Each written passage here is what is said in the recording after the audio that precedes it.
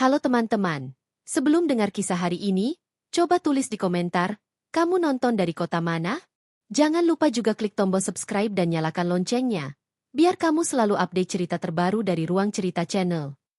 Pagi di kediaman Arya dan Kirana terasa sempurna, sekaligus mematikan. Cahaya matahari yang menyaring masuk melalui jendela besar, hanya menyoroti kemewahan hampa di ruang makan. Kirana, mengenakan robe sutra Italia, tidak membiarkan satu helai rambut pun berantakan. Ia duduk tegak, membiarkan laporan keuangan di iPad-nya mengisi kekosongan yang ditinggalkan oleh suaminya. Arya turun dengan setelan jas mahal. Senyumnya sama rapi dan palsunya dengan dasi sutra yang ia kenakan. Pagi, sayang. Sudah sarapan? Tanya Arya, mengecup pipi Kirana yang terasa dingin. Ciuman itu cepat dan tanpa perasaan. Sebuah formalitas yang wajib dipenuhi. Sudah. Jawab Kirana tanpa mengalihkan pandangan. Aku ada meeting pagi ini dengan tim legal. Ingatkan sopir untuk menyiapkan mobil jam 8. Arya menghela napas. Ia baru saja tiba dari Palembang. 7 hari tanpa istri, dan sambutannya hanya jadwal dan bisnis. Aku baru saja pulang, Ran. Tidak ada basa-basi sebentar? Kirana akhirnya menoleh. Senyumnya, meski indah, terasa seperti senyum seorang direktur kepada bawahannya. Selamat datang. Bisnis kita tidak menunggu basa-basi. Arya, bagaimana proyek di Palembang? Dana markup yang kita bicarakan sudah aman. Arya duduk, wajahnya mengeras. Aman. Semua terkendali. Sama seperti rumah ini, katanya, suaranya mengandung sindiran pedas. Sangat terkendali. Ia bangkit, mengambil tas kerjanya, dan bergegas pergi. Kirana mengawasi kepergian Arya dari jendela. Begitu mobil suaminya menghilang di balik gerbang otomatis, topengnya retak. Rasa lelah dan kepahitan menelusup di matanya. Ia mengambil ponsel, membuka folder tersembunyi, dan menatap foto-foto Arya dengan wanita lain di sebuah restoran. Aku tidak pernah menjadi istri yang bodoh, Arya. Aku hanya memilih untuk tidak buta, pikir Kirana dingin. Aku hanya menunggu waktu yang tepat. Permainan ini baru saja dimulai. Di kantor, suasana jauh lebih hidup dan berbahaya. Dina, 25 tahun, adalah api yang membakar semangat Arya yang sudah lama padam.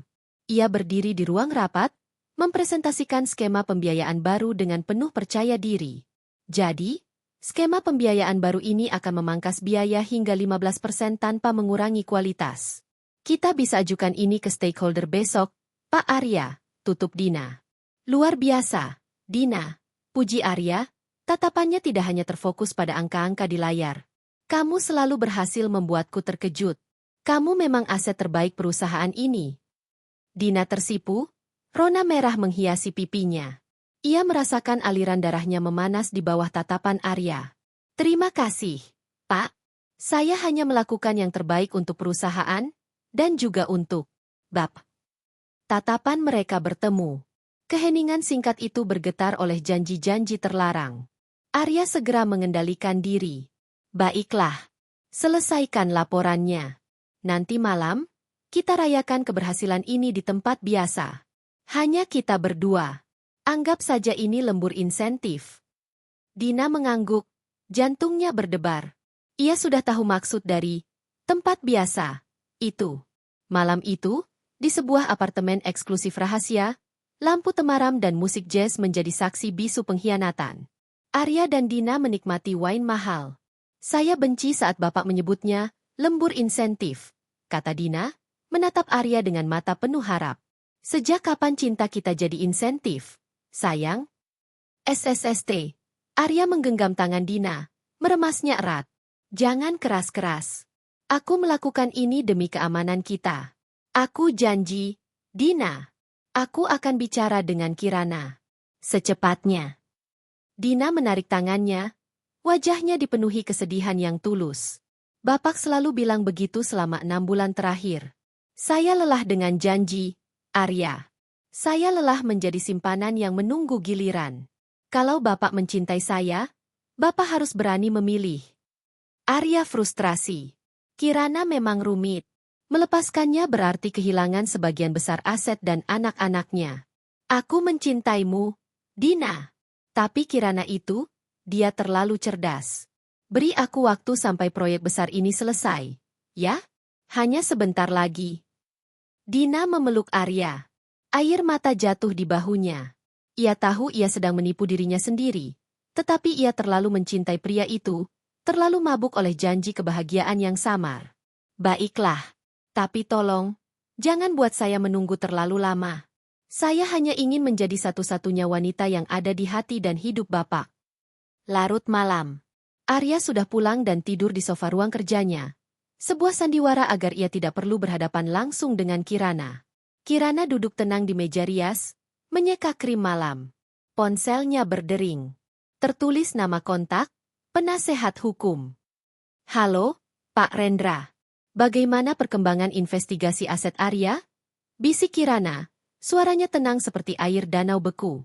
Semua data sudah kami kumpulkan, Bu Kirana. Kami juga mendapatkan semua bukti transaksi dan komunikasi rahasia antara Pak Arya dan wanita itu. Terutama, transfer dana ke rekening investasi baru atas nama Miss Dina. Ini bisa menjadi poin kunci untuk gugatan moral dan pembagian harta, ujar Pak Rendra dari seberang. Senyum dingin terukir di bibir Kirana. Bagus. Saya tidak ingin Arya mendapatkan 1 sen pun lebih dari yang dia butuhkan untuk bertahan hidup. Dan saya ingin hak asuh penuh. Pastikan dia tidak bisa menolaknya. Rencananya harus berjalan sempurna. Jangan sampai ada yang tahu saya sudah menyiapkannya. Ia mematikan telepon. Menatap pantulannya di cermin. Air mata tipis menggenang, bukan air mata kesedihan, melainkan air mata dendam yang akan segera terbayar. Kau pikir aku sibuk dengan laporan keuangan, Arya? Tidak. Aku sibuk menghitung berapa harga yang harus kau bayar untuk pengkhianatanmu. Pagi di kantor terasa mencekam bagi Dina.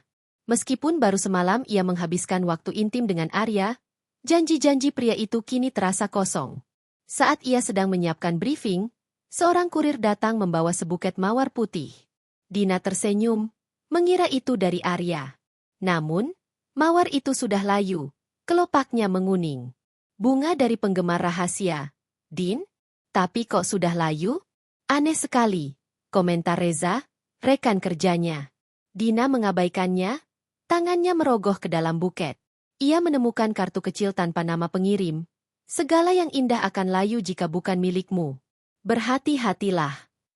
Jantung Dina berdebar kencang. Ia segera menuju toilet, mengunci diri. Kirana? Bagaimana dia tahu? Rasa takut yang ia pendam selama ini kini menjadi teror nyata. Hubungan terlarang ini bukan lagi sekadar romansa tersembunyi. Ini adalah medan perang. Malam harinya, sebuah gala dinner amal menjadi panggung intrik sosial yang kejam. Arya dan Kirana hadir sebagai pasangan sempurna. Kilauan gaun Kirana menutupi cacat di pernikahan mereka. Kirana, memegang segelas champagne, melihat Dina dari kejauhan. Wanita muda itu tampak sendirian dan sedikit rapuh di antara kerumunan sosialita. Arya, bukankah itu Dina? Dia asistenmu yang baru, kan? Tanya Kirana. Suaranya lembut. Cukup berani dia datang sendirian ke acara sebesar ini. Arya terkejut melihat Dina, tetapi berusaha tetap tenang. Oh, iya. Dia sangat kompeten. Dia datang mewakili tim. Kirana tersenyum. Senyum itu tidak menjangkau matanya. Perlahan, ia berjalan mendekati Dina. Hai, Dina. Aku Kirana, istri Arya. Sapa Kirana dengan keramahan yang mematikan. Aku sering dengar suamiku memujimu. Kamu wanita cerdas, nak. Tapi di dunia ini, kecerdasan harus diimbangi dengan etika. Dina tertegun, lidahnya keluh. Ia merasa direndahkan, diukur, dan dinilai. Selamat malam, Bu Kirana. Terima kasih. Saya hanya berusaha profesional. Kirana mendekat lagi, bibirnya hampir menyentuh telinga Dina. Ia berbisik pelan, suaranya sedingin es.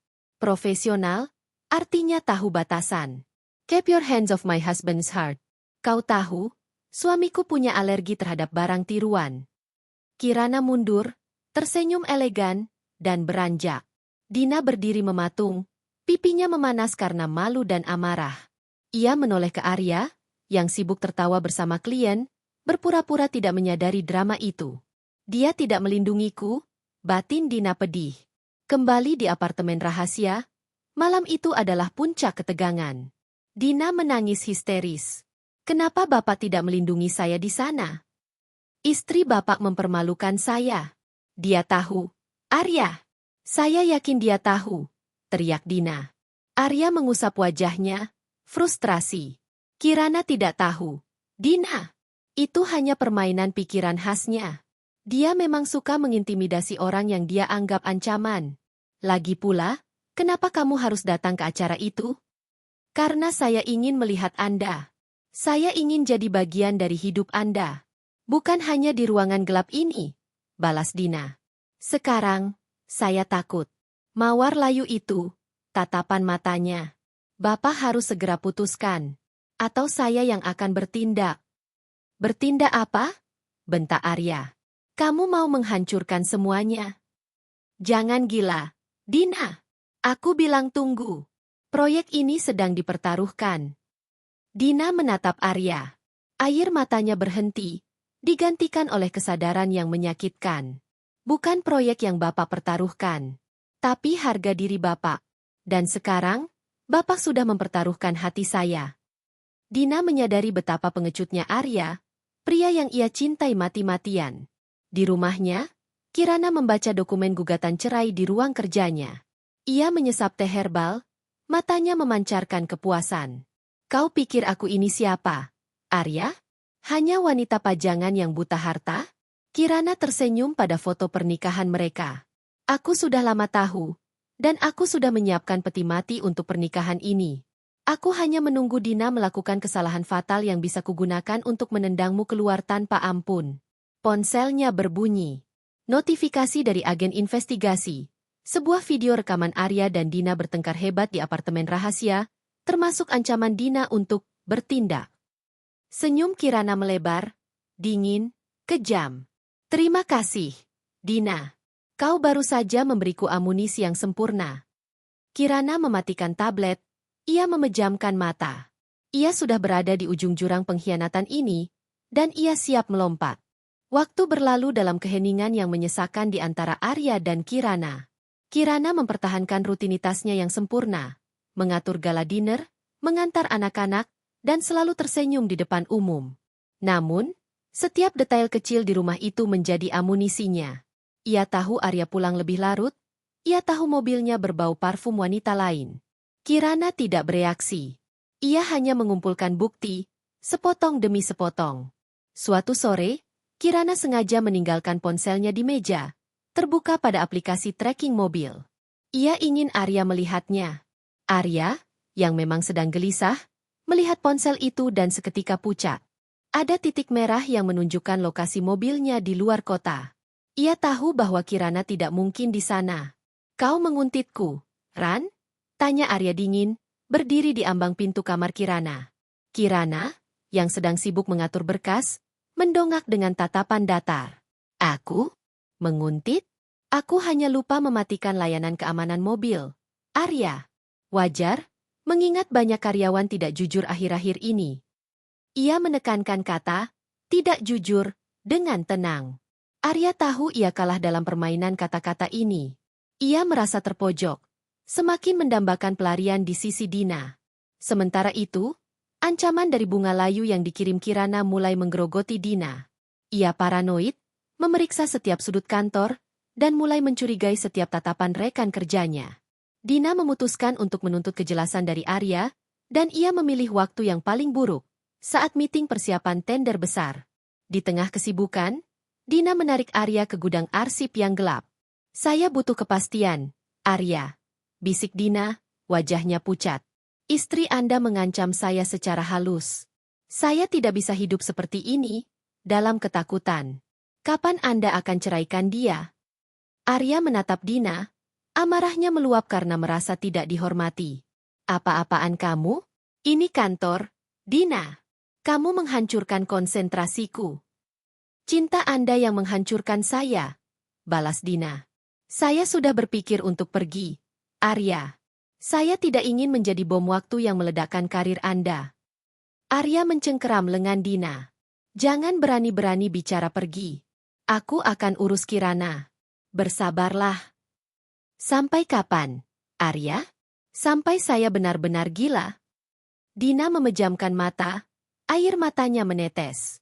Saya tidak bisa menyembunyikan ini lagi. Arya terdiam. Menyembunyikan apa? Dina menarik napas panjang. Ia mengambil keputusan yang akan mengubah nasib mereka bertiga. Saya hamil, Arya. Saya mengandung anak Anda.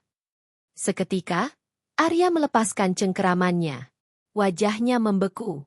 Kata-kata itu, sederhana namun mematikan, menggema di ruangan sunyi itu. Ia tidak merasakan kebahagiaan, hanya teror. Di sisi lain kota, Kirana baru saja menerima kabar dari Pak Rendra. Kita punya laporan baru, Bu Kirana. Miss Dina terlihat mengunjungi sebuah klinik kandungan di kawasan selatan, lapor Pak Rendra melalui telepon. Kirana mendengarkan, ia memejamkan mata, menahan senyum puas. Kehamilan. Itu adalah kesalahan fatal yang ia tunggu-tunggu. Itu bukan hanya bukti perselingkuhan. Itu adalah bukti kegagalan moral Arya di mata masyarakat dan pengadilan. Mutiara di lumpur, pikir Kirana. Kehamilanmu, Dina, adalah mutiara yang akan kugunakan untuk melukai Arya sampai ke tulang. Ia segera memanggil pengacara itu kembali. Pak Rendra, saya ingin Anda segera siapkan surat gugatan cerai. Jangan biarkan Arya tahu.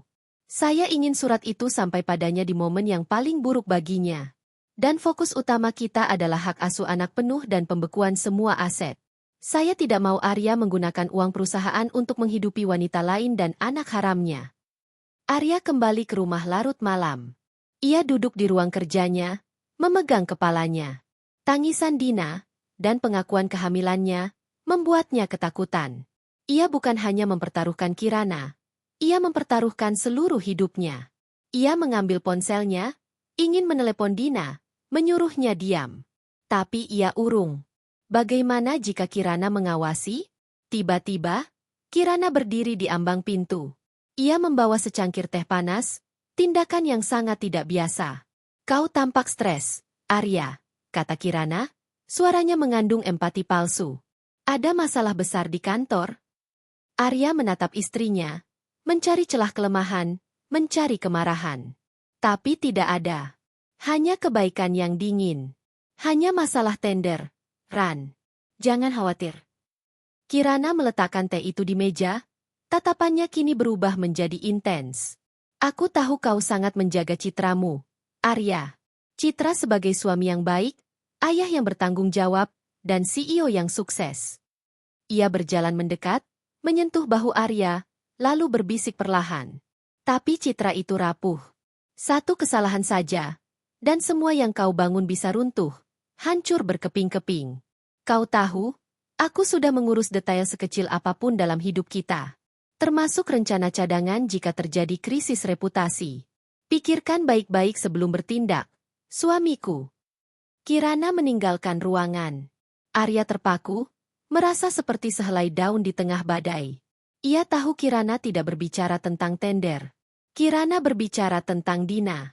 Kirana sudah tahu. Teriak batin Arya. Ia merasa Kirana sudah lama menjeratnya. Dan ia baru menyadari bahwa ia telah masuk ke kandang singa yang sedang lapar. Dina menghabiskan hari-harinya dalam kesendirian yang pahit. Arya menghindarinya. Teleponnya tidak diangkat. Pesannya hanya dijawab dengan perintah pekerjaan singkat. Dina, yang tadinya dipenuhi harapan akan masa depan bersama Arya, kini merasa dirinya hanyalah beban yang harus disingkirkan. Kehamilannya terasa seperti hukuman, bukan anugerah. Ia memutuskan untuk menunggu Arya di parkiran kantor, mencegatnya saat pulang. Kita harus bicara tentang anak kita, Arya, kata Dina, suaranya bergetar. Arya tampak panik, melihat sekeliling. Tidak sekarang, Dina. Aku bilang jangan temui aku di sini. Sampai kapan? Saya hamil. Anak Anda ada di sini. Dina menyentuh perutnya. Apa Anda akan menyuruh saya menggugurkannya? Mata Arya melebar. Ia mencengkeram lengan Dina, menariknya ke sudut gelap. Diam. Jangan pernah katakan kata itu lagi. Ya, aku akan mengurusnya. Tapi kamu harus diam. Jangan sampai Kirana tahu. Dia akan menghancurkan kita berdua. Sudah terlambat, Arya, bisik Dina dengan air mata.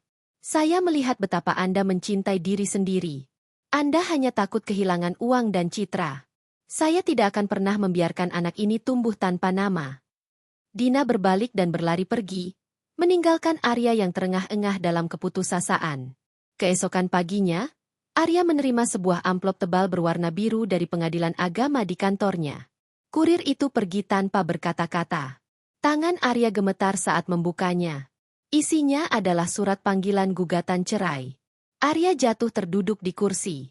Tuntutannya, hak asuh penuh untuk Kirana, pembagian harta Gonogini berdasarkan perjanjian pranikah, yang ternyata diubah Kirana secara terselubung setelah mereka menikah, dan klaim kompensasi moral atas perselingkuhan yang dibuktikan dengan bukti transaksi dan rekaman suara di apartemen rahasia. Kirana tidak hanya menuntut cerai. Kirana menuntut kehancuran total. Pada saat yang sama, bel pintu apartemen Dina berbunyi. Ketika Dina membuka, ia melihat dua pria berpakaian rapi, membawa berkas. Nona Dina, kami adalah perwakilan hukum dari Ibu Kirana, Nyonya Arya. Kami datang untuk menyampaikan peringatan hukum, ujar salah satu pengacara. Jika Anda tidak mengakhiri hubungan ini dan bersedia membuat perjanjian damai mengenai kehamilan Anda, dengan kompensasi tertentu dari Nyonya Kirana, kami akan mengajukan gugatan terhadap Anda sebagai pihak ketiga yang merusak rumah tangga, dengan menggunakan bukti-bukti yang sangat kuat. Dina membiarkan mereka masuk, tubuhnya lemas. Nyonya Kirana tahu segalanya. Nyonya Kirana tahu tentang anak ini. Dan Nyonya Kirana jauh lebih kuat dari yang Anda bayangkan. Para pengacara meninggalkan apartemen Dina, meninggalkannya dengan amplop berisi perjanjian rahasia dan ancaman hukum yang menakutkan. Dina ambruk, menangis. Ia bukan lagi wanita yang penuh gairah. Ia adalah korban yang terperangkap dalam permainan Kirana yang kejam. Malam harinya, Arya dan Kirana berhadapan di ruang kerja rumah mereka. Arya melempar surat gugatan itu ke meja. Kau gila, Kirana. Kau mau menghancurkanku? Teriak Arya. Kali pertama ia benar-benar lepas kendali. Kirana, duduk tenang di sofa, menyilangkan kaki. Menghancurkanmu? Aku hanya mengambil kembali apa yang seharusnya menjadi milikku. Arya, kau yang menghancurkan dirimu sendiri. Hari itu kau memutuskan untuk tidur dengan bawahanmu. Rekaman suara itu. Kau menguntitku dengan agen sewaan? Aku tidak menguntit. Aku hanya berinvestasi pada kebenaran. Arya, jawab Kirana dingin. Dan sekarang, tentang Dina. Aku tahu dia hamil. Aku tahu itu anakmu. Arya terdiam, ketakutan. Kirana tersenyum. Aku sudah menawarkan Dina penyelesaian damai. Kompensasi finansial yang besar agar dia mau pergi dari kota ini dan melahirkan anak itu di tempat yang jauh, tanpa menuntut nama belakangmu. Anak itu akan aman, dan Kirana kecil kita tidak perlu malu di sekolah. Kau mengendalikan segalanya, bisik Arya. Aku selalu mengendalikan segalanya, koreksi Kirana. Pilihannya sederhana. Kau tuntaskan perceraian ini dengan damai, menyerahkan hak asuh penuh dan aset yang sudah kusiapkan, dan aku akan memastikan Dina dan anakmu tidak tersentuh hukum. Atau kau melawan, dan aku akan menjamin kehancuran reputasimu, keruntuhan perusahaanmu, dan hilangnya Dina di balik jeruji besi karena kasus penggelapan pajak yang sengaja ia lakukan di perusahaanmu. Arya menatap Kirana. Ia menyadari, Kirana bukan hanya istri. Kirana adalah ratu catur yang sudah memprediksi setiap langkahnya. Dina dan anak itu kini hanyalah alat tawar-menawar di tangan Kirana. Arya meninggalkan rumahnya malam itu dengan perasaan hancur dan terhina. Kata-kata Kirana telah menusuknya. Ancaman atas keselamatan Dina dan anak mereka adalah senjata paling mematikan. Kirana tidak menginginkan uangnya. Kirana menginginkan kekuatannya. Arya mencari Dina. Ketika ia tiba di apartemen rahasia, Dina sedang menangis di sofa, diapit oleh dokumen perjanjian damai dari pengacara Kirana. Arya, mereka datang. Lirih Dina, matanya sembab. Istri Anda tahu segalanya. Dia mengancam akan memenjarakan saya. Dia sudah siapkan kasus penggelapan pajak atas nama saya. Arya duduk di samping Dina. Ia tahu Kirana tidak main-main. Dina, dalam upayanya membantunya mengakali pajak perusahaan di awal hubungan, secara tidak sadar telah meninggalkan jejak kejahatan yang sempurna. Aku tahu, sayang.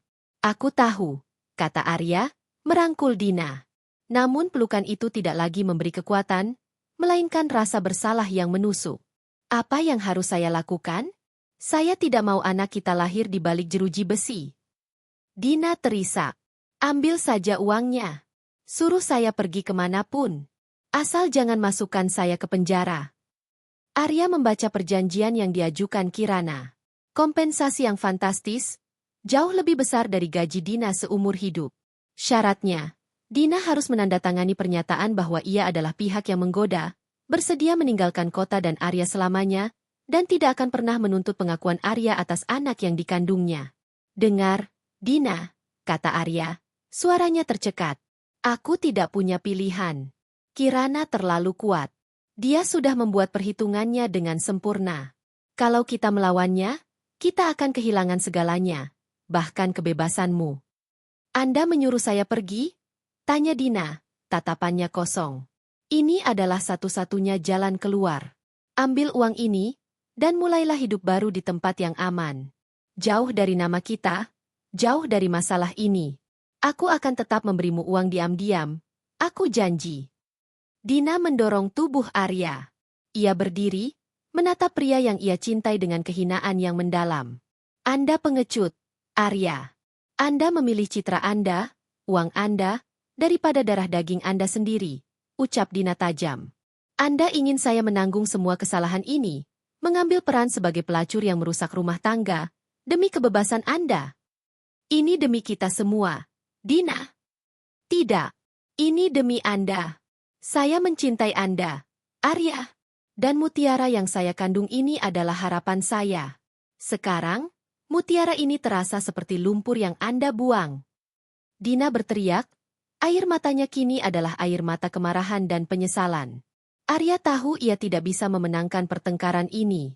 Dengan hati yang hancur, atau lebih tepatnya, dengan ketakutan yang mendominasi, Arya meninggalkan Dina dengan berkas perjanjian damai di tangannya. Ia harus kembali dan melaksanakan sandiwara perceraian damai yang diarahkan Kirana, demi menghindari kehancuran total. Dina menghabiskan malam itu sendiri, ditemani perjanjian rahasia dari Kirana dan hasil USG anaknya. Ia menimbang-nimbang. Jika ia bertahan, ia akan menghancurkan masa depan anaknya sendiri, berakhir di penjara. Jika ia pergi, ia akan kehilangan Arya, tetapi ia mendapatkan kebebasan dan jaminan finansial. Tiba-tiba, ia teringat wajah Kirana. Dingin, cerdas, dan penuh perhitungan. Dina menyadari, Kirana tidak hanya ingin menyingkirkannya. Kirana ingin Dina mengakui kekalahannya dan menerima peran sebagai orang jahat. Aku tidak akan membiarkanmu menang sepenuhnya. Kirana, batin Dina. Dina mengambil ponselnya, menghubungi nomor Kirana, nomor yang ia dapat dari gala dinner itu. Kirana duduk di kursinya yang mewah, menatap dingin ke arah Dina yang duduk di depannya. Perutnya mulai membuncit. Dina yang datang tanpa Arya, dengan membawa berkas perjanjian yang belum ditandatangani. Aku tidak menyangka kau seberani ini datang ke tempatku, Dina, ujar Kirana, suaranya tenang, seperti menghina. Aku pikir kau hanya berani di ranjang suamiku. Dina menatap mata Kirana, berusaha mengumpulkan seluruh sisa harga dirinya. Saya datang untuk Anda, Bu Kirana. Bukan untuk Arya, jawab Dina. Perjanjian ini, saya tidak akan menandatanganinya. Kirana menyeringai. Oh, begitu? Kau menolak kompensasi yang bisa membuatmu hidup nyaman? Kau lebih memilih menghadapi gugatan dan penjara. Saya tahu, Anda mengincar kelemahan terbesar Arya, citranya. Balas Dina, mencondongkan tubuh ke depan. Dan saya adalah kelemahan itu.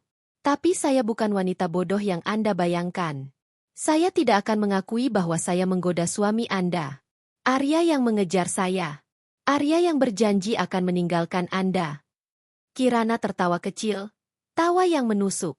Tentu saja dia akan bilang begitu. Kalian para simpanan selalu percaya janji palsu. Kenyataannya, Arya pengecut.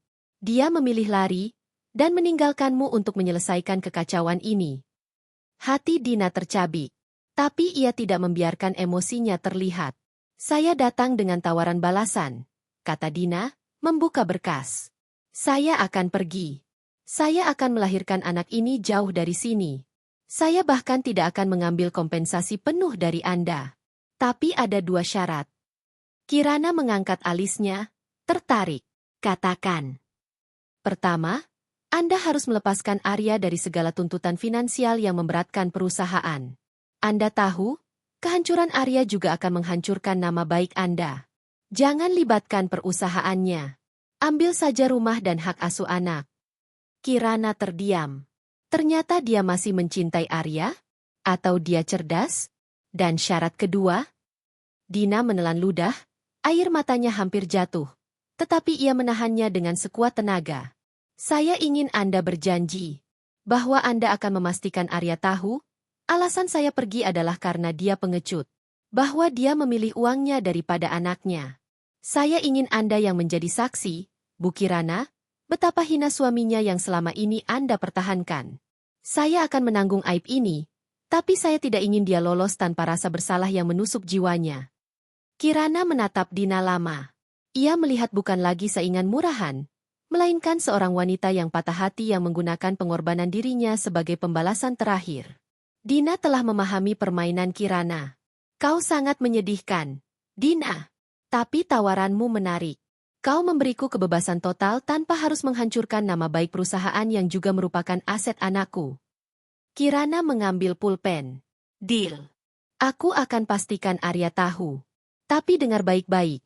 Jika aku mendengar namamu atau anakmu muncul lagi di kota ini, atau jika kau mencoba menghubungi Arya, perjanjian damai ini batal. Dan penjara menunggumu.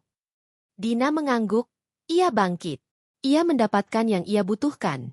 Keselamatan anaknya dan pembalasan batin terhadap Arya.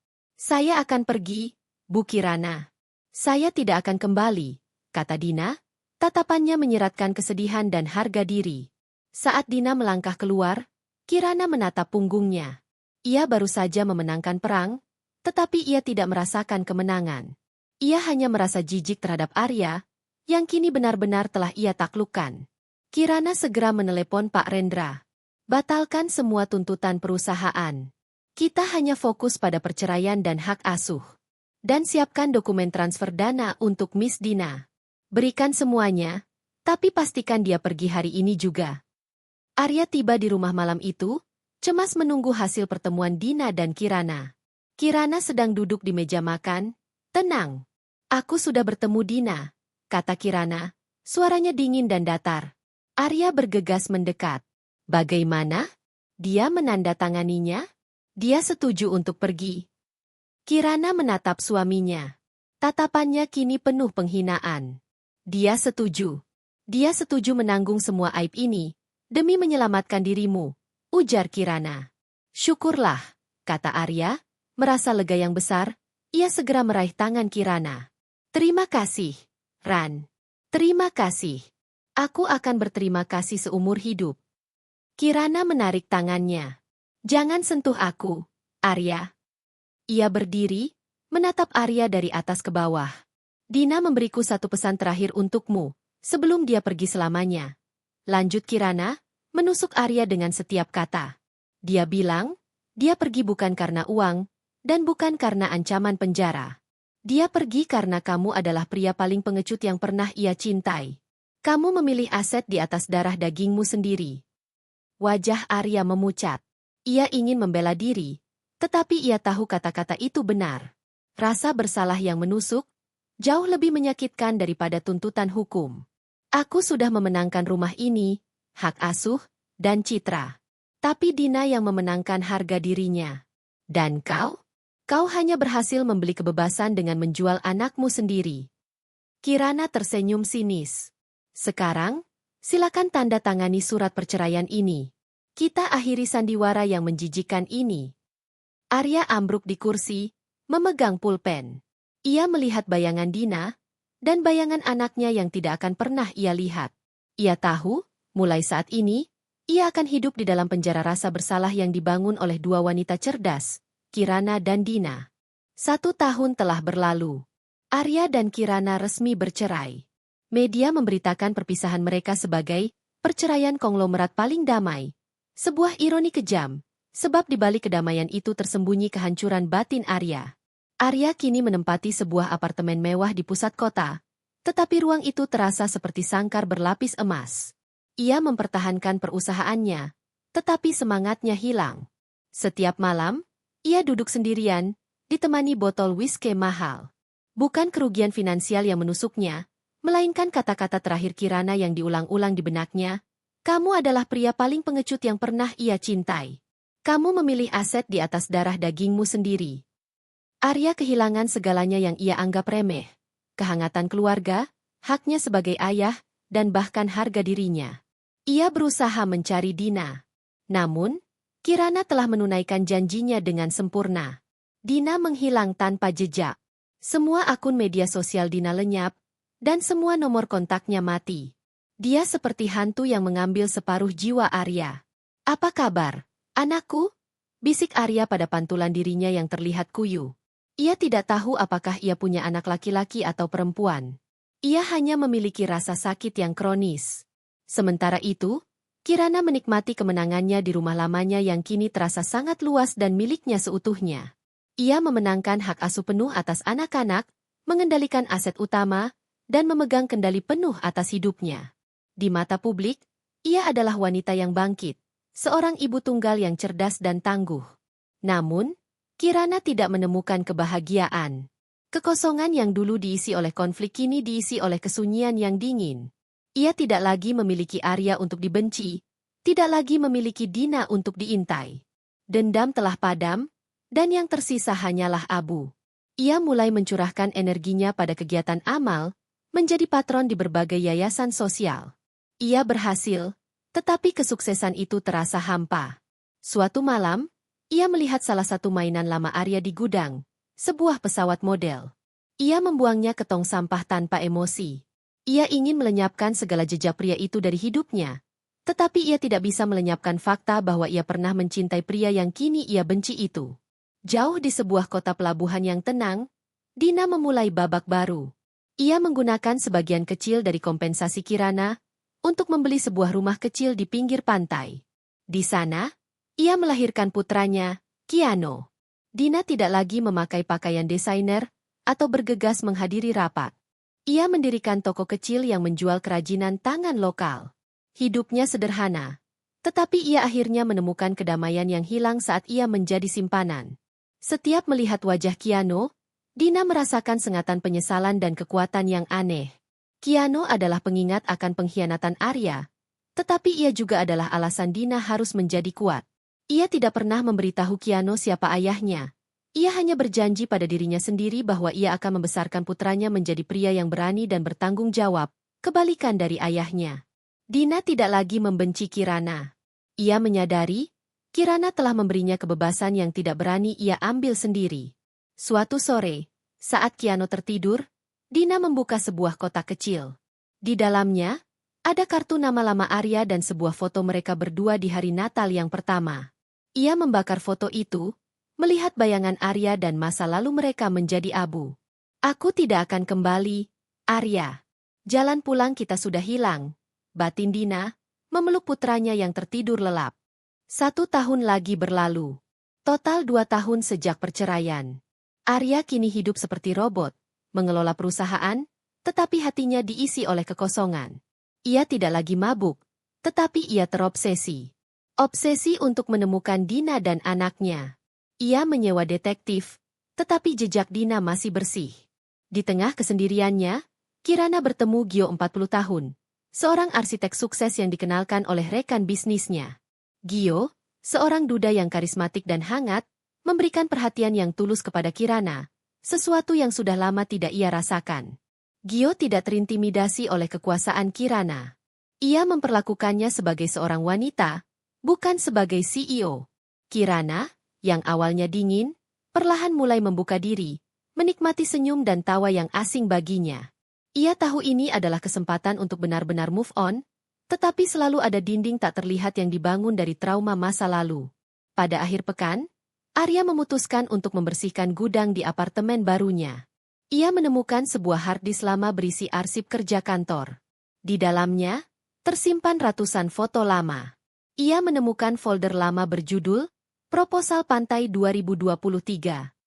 Di sana, ada foto-foto pre-survey yang diambil oleh tim Dina, pantai yang indah, restoran kecil, dan sebuah toko kerajinan tangan lokal yang sangat sederhana. Arya mengabaikannya, hingga ia melihat rincian eksif foto. Dina telah menyematkan kode lokasi di salah satu foto yang diambilnya dengan ponsel pribadinya. Sebuah kebiasaan lama Dina untuk mencatat inspirasi. Lokasinya mengarah ke sebuah kota pelabuhan kecil di Jawa Barat, Karangsari. Arya menyadari bahwa Dina tidak meninggalkan kota itu. Ia hanya pindah ke tempat terpencil. Jantung Arya berdebar kencang. Kali pertama ia merasakan harapan sejak 2 tahun lalu. Ia segera menelepon detektifnya, memberikan semua informasi yang ia temukan. Beberapa hari kemudian, Arya menerima laporan, "Kami menemukan wanita dengan ciri-ciri seperti yang Anda sebutkan, Pak. Dia tinggal di sebuah rumah kecil dekat pantai, di Karangsari. Dia mengelola toko kerajinan. Dan dia bersama seorang anak laki-laki, berusia kurang lebih 1,5 tahun." Laporan itu disertai sebuah foto candid dari jarak jauh. Dina tampak berbeda, lebih sederhana, tetapi senyumnya terlihat damai. Dan di sampingnya, ada Kiano, seorang bocah tampan dengan mata gelap yang familiar. Mata yang sangat mirip dengannya. Arya menatap foto itu, air matanya menetes. Putranya. Ia telah membiarkan putranya tumbuh selama 2 tahun tanpa tahu ayahnya. Ia segera memesan tiket pesawat dan menyewa mobil. Ia tidak peduli dengan Kirana atau perusahaannya. Ia hanya ingin melihat putranya. Pada saat yang sama, Kirana sedang makan malam dengan Gio di sebuah restoran mewah. Gio mengamati Kirana yang tampak gelisah. "Kirana, ada apa? Sejak tadi kau melihat ponselmu?" tanya Gio lembut. Kirana mendongak. "Tidak apa-apa, Gio. Hanya ada urusan bisnis lama yang tiba-tiba muncul kembali." Kirana baru saja mendapat kabar dari seorang mantan anak buahnya yang masih memata-matai Arya. Laporan itu memberitahunya bahwa Arya telah pergi, menuju Karangsari. Tempat yang dulu ia pastikan Dina akan menetap. Senyum Kirana menghilang. Ia tahu apa yang dicari Arya di sana. "Arya, kau melanggar perjanjian kita," batin Kirana, dingin. Ia mengambil napas, lalu tersenyum pada Gio, mencoba kembali ke masa kini. Tetapi malam itu, ia tahu bahwa kedamaian yang ia beli dengan kehancuran orang lain, kini akan segera berakhir. Bayangan dari masa lalu telah kembali, dan Kirana bersiap untuk perang terakhir. Arya memarkir mobilnya beberapa blok dari lokasi yang ditunjukkan detektif. Udara Karangsari yang asin dan hangat terasa asing di paru-parunya, jauh berbeda dengan udara dingin berpendingin ruangan di Jakarta.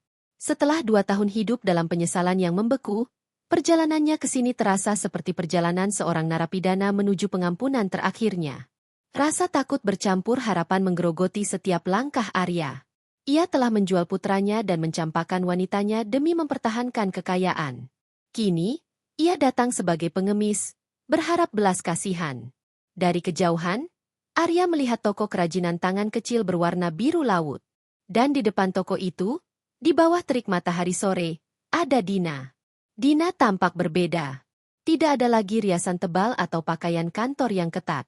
Ia mengenakan gaun katun sederhana, rambutnya diikat longgar, dan di wajahnya terukir sebuah ekspresi yang Arya kenali sebagai kedamaian sejati. Kedamaian yang mustahil ia temukan di sisi Arya. Lalu, Arya melihat Kiano. Bocah laki-laki itu bermain pasir di serambi toko. Ia tertawa, tangannya belepotan pasir. Kiano putranya. Arya tidak pernah bisa membayangkan bagaimana rupa anak itu. Kini, di hadapannya, Kiano adalah sebuah realitas yang menampar. Mata anak itu bulat, gelap, dan tajam. Sebuah replika sempurna dari matanya sendiri. Air mata Arya jatuh tanpa bisa ia tahan. 2 tahun. 2 tahun kehidupan berharga telah ia lewatkan. Ia telah memilih kesendirian yang mewah daripada pelukan hangat ini. Arya berjalan, langkahnya kaku. Saat ia mendekat, Kiano mendongak. Anak itu melihatnya sebagai orang asing. "Om, main pasir," ajak Kiano riang, mengulurkan tangan kecil yang kotor. Arya berlutut di pasir, mengabaikan jas mahalnya. Ia memeluk Kiano dengan erat, seolah-olah ingin menebus setiap hari yang terlewatkan. "Nah, ayahmu?" bisik Arya, suaranya tercekat. Ia mencoba mencium pipi Kiano, tetapi Kiano meronta, terkejut dengan keintiman yang tiba-tiba. "Mama! Siapa om ini?" teriak Kiano. Dina menoleh. Wajahnya seketika pucat, seperti melihat hantu dari masa lalu. Ia telah membangun dinding pertahanan yang kokoh selama 2 tahun, dan kini, dinding itu dirobohkan oleh kehadiran Arya. Belum sempat Dina bereaksi, sebuah mobil sedan hitam mewah berhenti tanpa suara di seberang jalan. Jendela mobil terbuka. Sosok Kirana yang anggun dan berbahaya muncul dari kegelapan mobil. Ia mengenakan kacamata hitam besar, wajahnya tak terbaca, namun auranya memancarkan perintah. Kirana keluar dari mobil.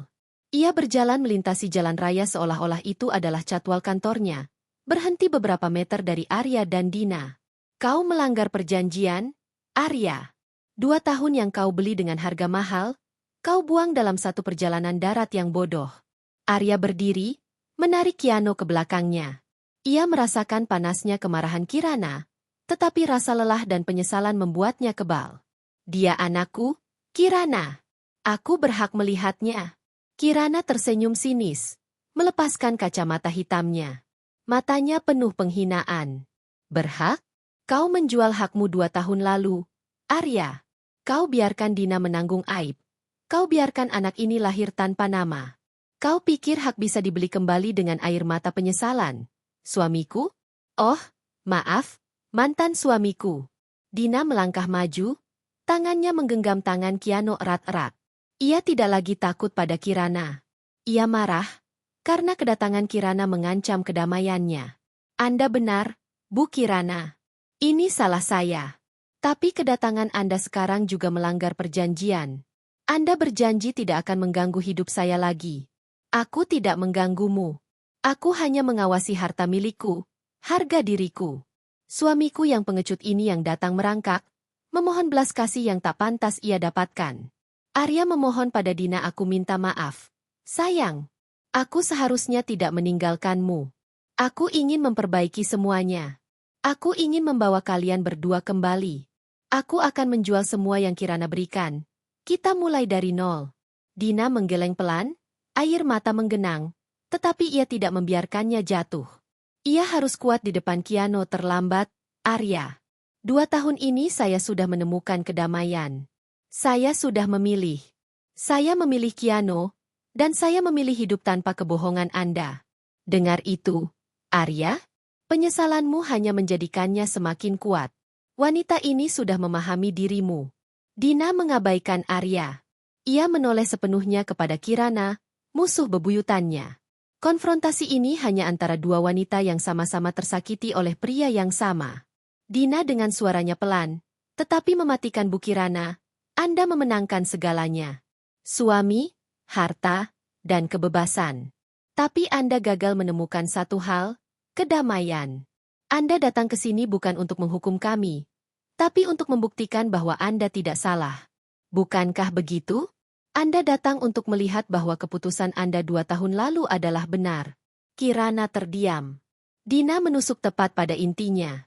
Kehampaan yang dirasakan Kirana di balik kesuksesan memang membawanya ke sini. Ia ingin melihat Dina sengsara, agar ia merasa tindakannya terjustifikasi. Tapi Dina justru terlihat damai. Kirana dengan suara bergetar yang nyaris tak terdengar, "Aku datang untuk memastikan kalian tidak menghancurkan sisa-sisa nama baik yang tersisa.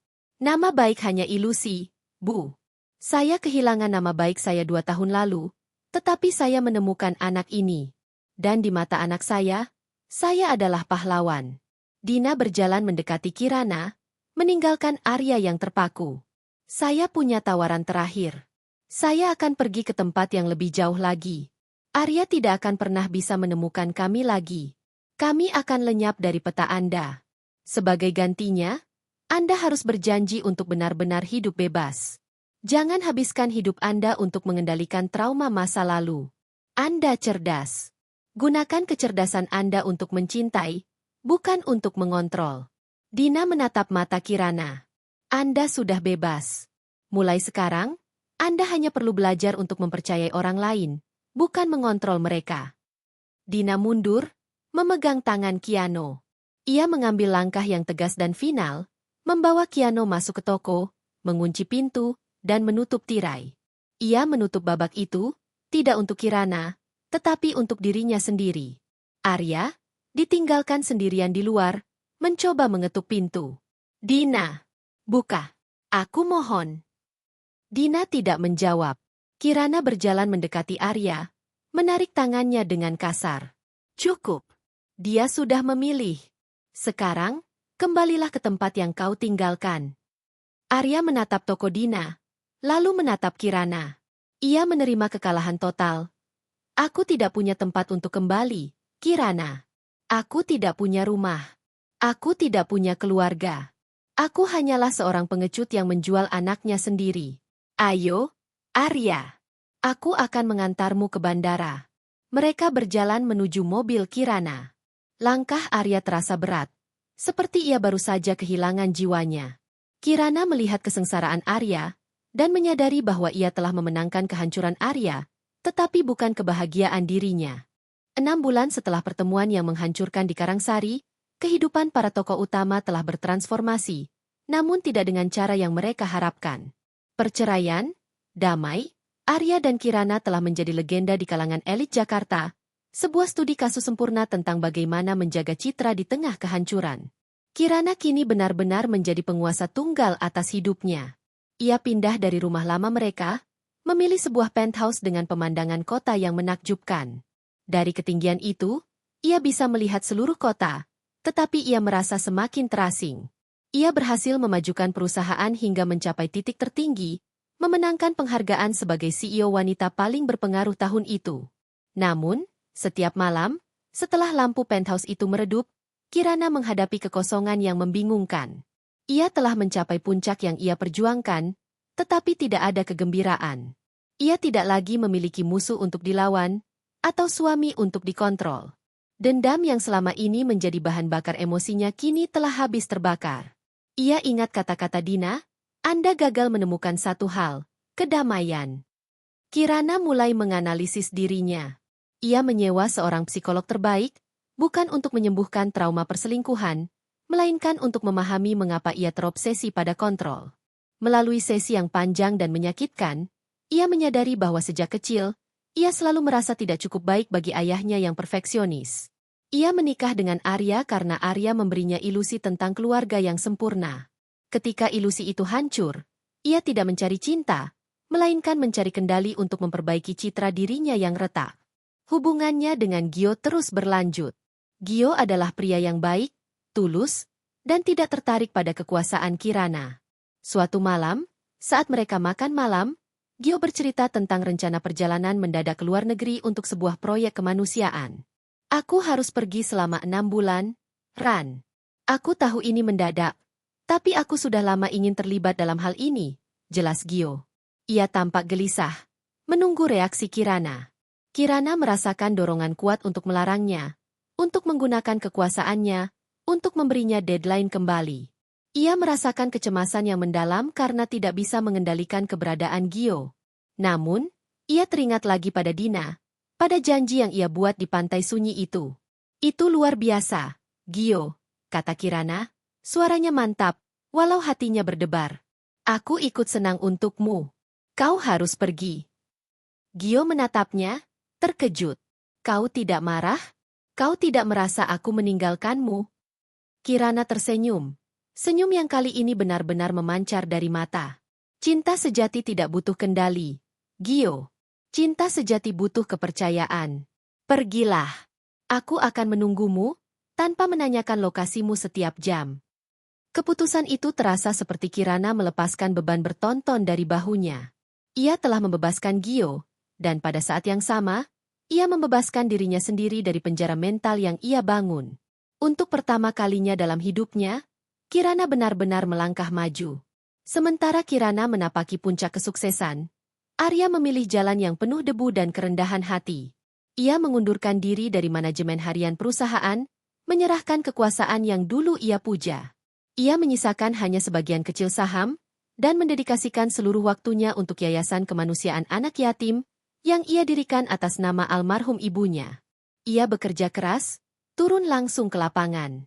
Ia tidak lagi memakai jas mahal, melainkan kemeja kasual yang seringkali kotor oleh debu proyek.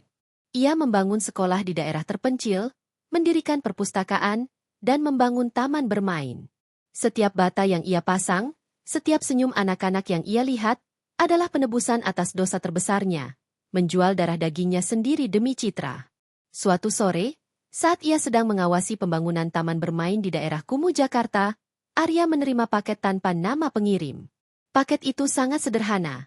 Dikirim melalui pos biasa, bukan kurir VIP seperti yang biasa ia terima. Di dalamnya, hanya ada sebuah foto yang buram. Foto itu diambil dari jarak yang sangat jauh.